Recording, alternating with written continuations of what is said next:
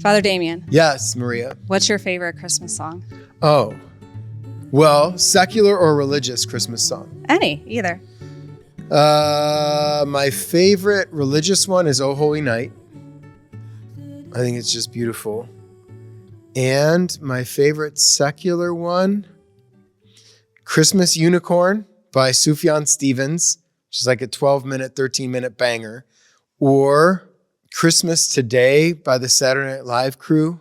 Now, listen, I was prepared and I'm ready to sing all these songs to you, but I'm told by our producer, Mary Fugate, that if we do, we could get, sued and then the video removed, and we want people to be Copyright watching violations. us. Yeah, copyright violations. So you probably like Mariah Carey's song. Well, I grew up to the Mariah Carey song. It's not my favorite. I just did 2 notes, da-na, and then you could finish the rest. I don't want to get in trouble. I don't think I'll get in trouble for singing "All I Want for Christmas Is You." I don't think so. But if we do, we'll edit it out. How about your favorite religious one? My favorite religious one would be "O Holy Night." Yeah. And then secular, secular is the Beach Boys, The Little Saint Nick. Mm-hmm. But then also my favorite artist of all time, Faith Hill, came out with a Christmas album. Oh. And she has a song, "A Baby Changes Everything." And that song came out when I was pregnant with my daughter. Oh, so it kind cool. of, and we announced our pregnancy at Christmas. So that song is very special to me. That's very cool. Yeah. So when do you start celebrating Christmas, and when should one start celebrating Christmas, and what of Advent? So personally, this has changed for us over the years. Talk to me. When Phil and I were first married in our home together, day after Thanksgiving, everything would come out. Meaning the trees and tree, stockings, decorations, everything. But over the years, we've started to really enter into the Advent season and preparation for Christmas and the coming of Christ. So after Thanksgiving, we'll still take down all the fall decorations and maybe put the bear tree up, but we don't put any ornaments on it. What tree? The bear Christmas Oh, tree. the bear. I thought you meant BEAR. sorry. You have like a big bear. No, we have an artificial tree. Sorry, see. we are artificial tree people. And then the Advent wreath comes out, and we really enter in. And then around like Gaudete Sunday, we'll start like putting more and more decorations out. So we really try to enter into the season of Advent. My favorite author, Flannery O'Connor, likes to say that we are the good under construction. And she also says that conversion is not a one-time, but a lifetime of experiences of growing deeper in the Lord. So I love when you're able to share that at one point in my marriage we did this, but that now we do this, and in between, this is where those adjustments were happening. And I could point those out too in my priesthood. And I think that's so good, and it's so healthy. And sometimes it's a little like, I can't believe I ever did that. But yeah, we just got done reading St. Augustine's Confessions with the young adult group at the cathedral. And we were always so grateful when Augustine would say, man, I was here. I'm here now.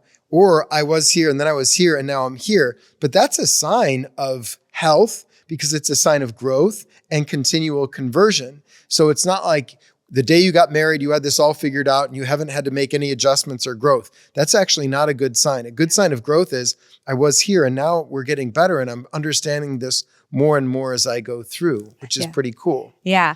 I think it follows, as we grow as a person, as we grow deeper into the faith, deeper into our relationship with God, just the unfolding of the mystery of faith and what we believe and about God and what we even know about ourselves. And I imagine that some of that came about because you're raising your children and wanting to teach them about the faith too, right? And about Advent and about Christmas. First Christmas with kids was very eye-opening and very much, how do we want to celebrate this holiday? What does it really mean? And I was very adamant to not hopefully get them sucked into it's all about presents and gifts path. We very much had to learn by a little bit of trial and error. Yeah.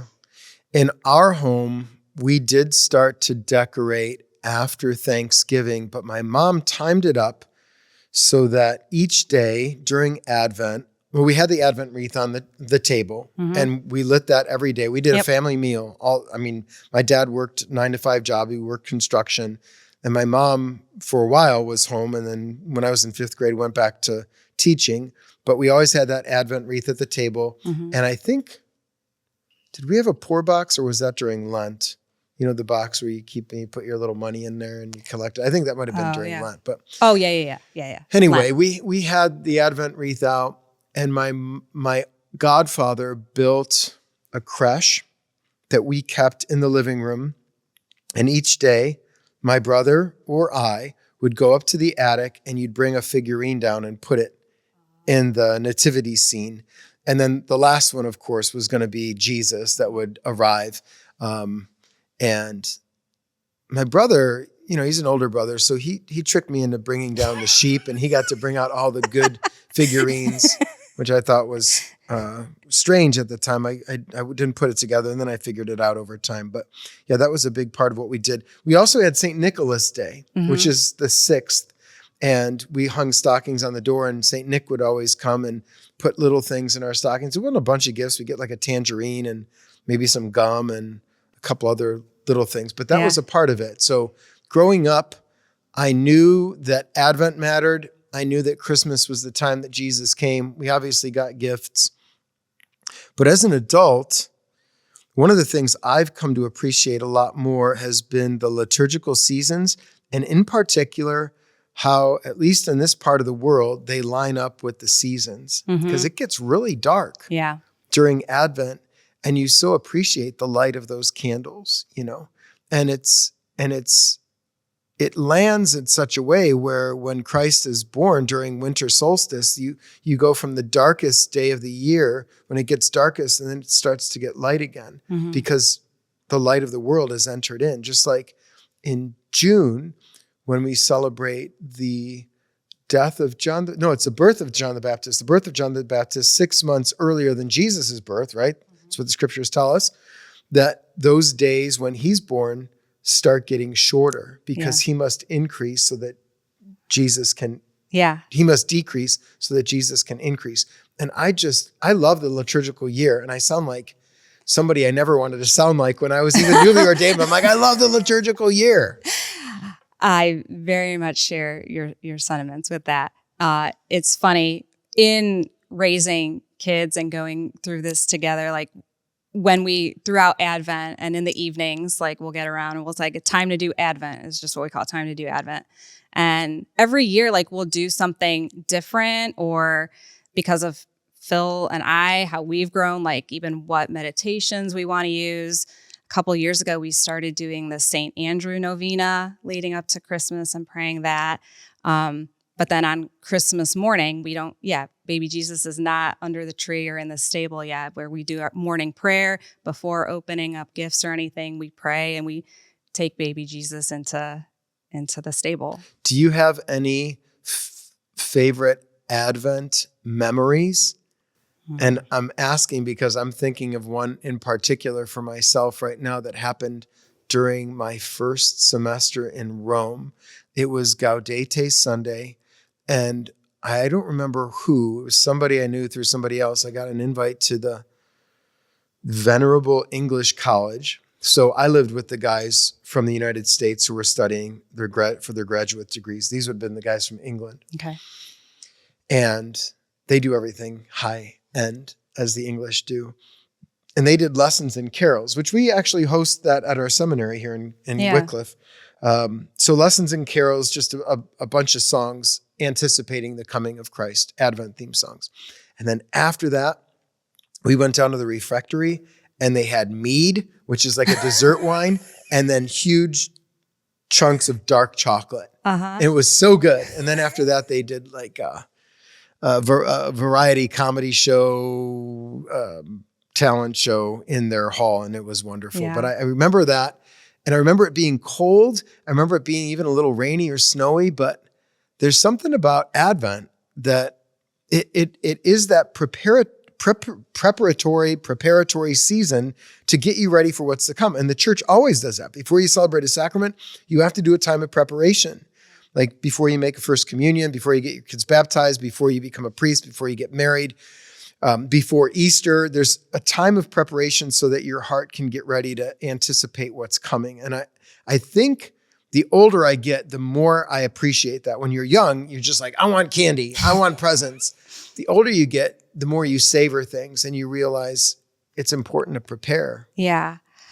I don't have like a big tradition or anything that I like per se, like memory that I can that I can recall. I just know as I get older, I like the beginning of Advent to just be that stillness and quiet. So it like usually right after Thanksgiving, my birthday is right then too on November 30th. So like it's like, I don't know, it just helps me enter in and reflecting on my own life in another year and remembering the coming of Christ is just like kind of entering into that stillness and quietness for the first couple weeks. And then as you get closer, like letting a little bit of the joy come in, like not watching any Christmas movies or even the music that I'm listening to, like really listening to Advent preparatory music. We have a friend that shared a really nice playlist with us last year that is great. And then whatever the parish can offer to help us prepare, try to participate in that.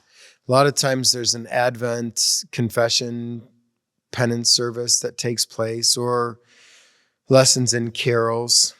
I know my favorite Advent song is, and I know I can sing this because there's no copyright on it because it's an ancient hymn, is Creator of the stars at night. And when I sing that, I just imagine a darkened church, candles, quiet, whether it's late at night or in the morning, but there's like a stillness to Advent, or maybe there's a layer of snow that's fallen and your heart's just getting ready. And the Lord's, I mean, we already know that he's come, right? And that he's died and he's risen. But what the liturgical year allows us to do is prepare for that to happen once again, you know, just like we celebrate a birthday every year. It's worthy of celebration. I've also gotten more comfortable with talking about the holidays.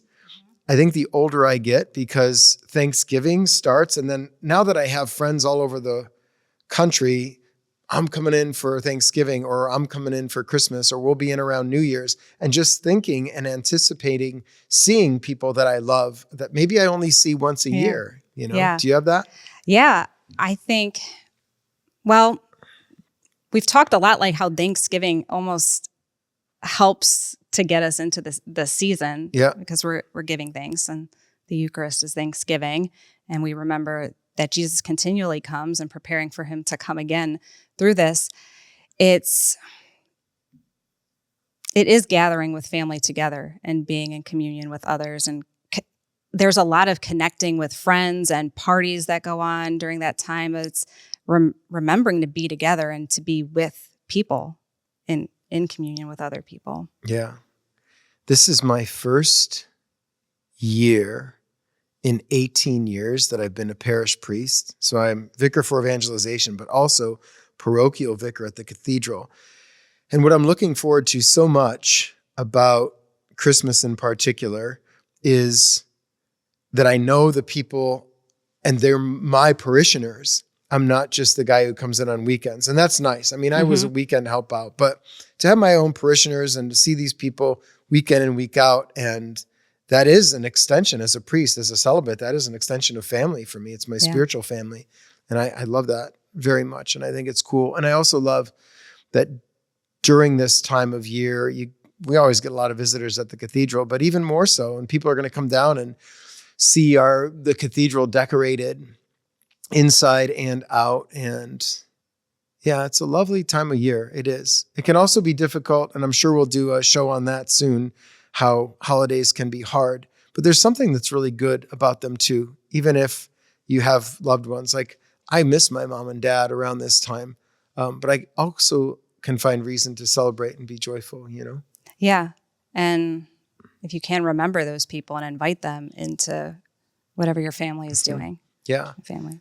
I like to go back when I visit my brother. He holds the family archive, and even like just to go back through photo albums, literal hard photo albums, with pictures. Dude, remember this? Oh, look at your PJs here. Yeah, remember when this happened? You cried all the time. I'm like, I didn't cry. I never cried, but I totally did. So that kind of stuff. Do you see? You have siblings, yeah? I have 2 sisters. Mhm. Yeah. They all live locally. Okay. So I usually host Thanksgiving. My other sister usually hosts Christmas. We kind of have our pattern of whose house we're going to and when, and getting mom and dad and grandpa and everyone over and what time. Traditionally, Catholics fast during Lent, which is an anticipatory season of Easter. But it is also part of the tradition that fasting can happen during Advent as we approach the celebration of the Incarnation at Christmas. I know my Byzantine friends, I like to talk about them, but they're big into fasting. Prayer and fasting, our Lord said that's how a lot of demons get driven out. So have you ever fasted during Advent, or might you fast during Advent? Or what do you think of fasting as part of the Advent celebration or Advent practice? Yeah, fasting actually has been on my heart a lot this year because it's something I am not very good at. Mm-hmm. And I know I can do better. And in learning and entering into Advent, we remember the birth of Christ, but we're also preparing for the second coming that I think like a lot of times we can forget about, like Christ will come again. Mm-hmm. We profess that. And I think taking on something additional during Advent to spiritually prepare, but fasting also will help us like bodily prepare. Mm-hmm. So I think fasting either like a Wednesday or Friday or something like that will be a good practice, at least for me to take on this year. Yeah. Or like not putting cream in your coffee or sugar in your tea or something like that, or fasting from social media, or fasting from alcohol, which I tend to do once a month for 9 days. And then during Lent, that's been part of my fast, and so is social media. But I have found that fasting, in addition to prayer, really does drive out demons, as the Lord said it would. And so I would encourage our viewers, if you've never fasted in particular for someone or some particular thing, try it during Advent. As Maria says, maybe it's Wednesdays, maybe it's Fridays, or maybe it's the whole season of Advent, and you're going to fast from some particular food or some particular drink or some particular show. But something, even the church in some sense fasts during Advent for the Sunday liturgy, does not include the Gloria during Advent, because we wait to sing that at Christmas. And then we have 8 days of Christmas, right? For the Easter octave, where every day is treated as if it's Christmas Day, because liturgically it is. Yeah. It's an octave. We celebrate it. High solemnity. And I think that sacrifice just helps to conform our hearts to Christ, to become more like Christ, who sacrificed everything for us. It's the fasting that allows you to feast. It's the Good Friday that allows Easter Sunday. It's the sacrifice that allows the glory. And it's the both and that we are constantly talking about. Yeah. We've grown to really like going to midnight mass. Literally at midnight? Yeah. Oh. Yeah.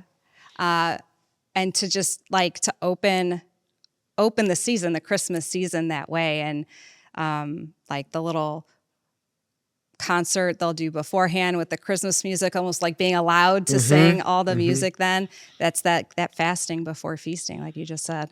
And it is neat when you go to a midnight mass and you look around and you're like, yeah, midnight mass. You're kind of like nodding. It's like people who drive Jeeps. We're all on the same team here. We did this. You could go to all other masses, and this is the one people say, I can't believe you went to that, but we're here. Let's go. We drink our espresso right beforehand to stay That's up. it. Yeah. Yeah. I hope our listeners and viewers have a great Advent, and I hope something that we talked about is able to help take you deeper into the heart of the Lord, deeper into the heart of the church during this month, this season that gets dark, so that we can prepare our hearts for the light. It really does happen that way. It does. Yeah. It really is to enter into it like fully, mind, body, and spirit, will just help you to celebrate and appreciate the day that much more, the season, the Christmas season, that much more. Yeah. And as we get older, it ought to happen that you appreciate things more deeply and better each year, right? Absolutely. We'll see you next time on Catholic Pour Over. If you like what we're doing, please subscribe, follow, share with a friend, get the word out, and have a happy and blessed Advent.